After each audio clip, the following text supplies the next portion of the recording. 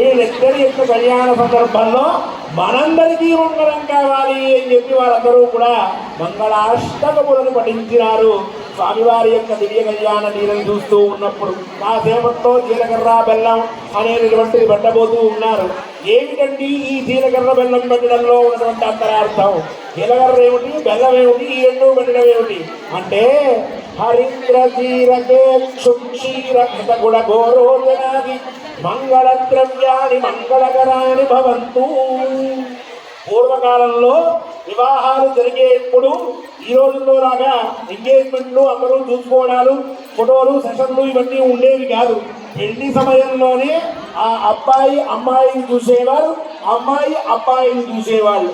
ఆ మొట్టమొదటిసారి వీళ్ళిద్దరూ చూసుకుంటూ ఉన్నటువంటి సందర్భంలో వీళ్ళ యొక్క బుద్ధి బాగుండాలి కాబట్టి పసుపుని హరిద్ర, పసుపు, జీలకర్ర, ఇక్షు అంటే మన చెరుకు గడ ఒక ముక్కని, అలాగే ఘృత నెయ్యిని, గుడ, బెల్లాన్ని ఇవన్నింటినీ కూడా సమపాలలో కలిపి గోరోజనం కూడా కొంచెం దాంట్లో వేసి మంగళ ద్రవ్యం వీటన్నింటినీ కూడా బాగా నూరిన తర్వాత మనం ఒక్కసారి ఇలా చేతిలో పట్టుకుని దానికి పసుపు కుంకుమ పెట్టి 2 క్షణాలు ఆ చేతిలో కలిగేటటువంటి స్వభావాన్ని మనం బుద్ధికి పొట్టించుకుంటే చెయ్యంతా కూడా చల్లగా అయిపోతూ ఉంటుంది. అటువంటి దాన్ని నూతన వధూవరుల ఇద్దరి చేతుల్లో పెట్టి పరస్పరం మీ ఇద్దరు కూడా ఒకరి తల మీద ఒకరు పెట్టుకోండి అంటే ఓ పక్క కళ్యాణ మహోత్సవం, ఇంకో పక్క వేద పండుగల మంత్రోచ్చారణ, ఓ వైపేమో భజంత్రీలు, ఇంకో పక్క ఇంకో సంరంభం, వచ్చేటటువంటి ఎదుగురు వెళ్ళేటటువంటి ఎదుగురు, ఇంతమంది ఇంత గోల చేస్తూ అత్యద్భుతమైనటువంటి మంగళప్రదంగా అక్కడ వివాహం జరుగుతూ ఉంటే ఆ సందర్భంలో వధూవరులు ఇద్దరూ కూడా కొంత ఉద్విగ్నతకి లోనవుతారు.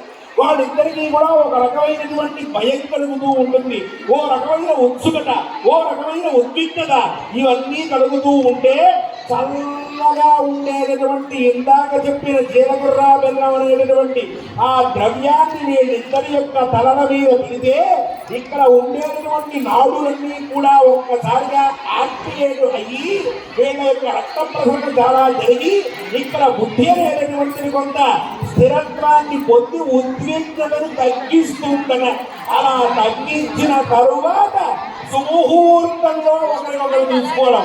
ముహూర్తానికి జీలకర్ర బెల్లం పెట్టడం కాదు పెళ్లి అంటే, ముహూర్తానికి 30 సెకండ్ల ముందరైనా సరే జీలకర్ర బెల్లం పెట్టి సుముహూర్త సమయంలో ఈ పిల్లవాడు ఆ పిల్లని చూడడం, ఆ అమ్మాయి తర్వాత ఇతన్ని చూడడం, ఇది జరిగితే వీళ్ళిద్దరి యొక్క బుద్ధి శుభ్రంగా ఉంది కాబట్టి వీళ్ళ కళ్ళకి అన్నింటినీ కూడా దీని యొక్క శక్తి వెళితే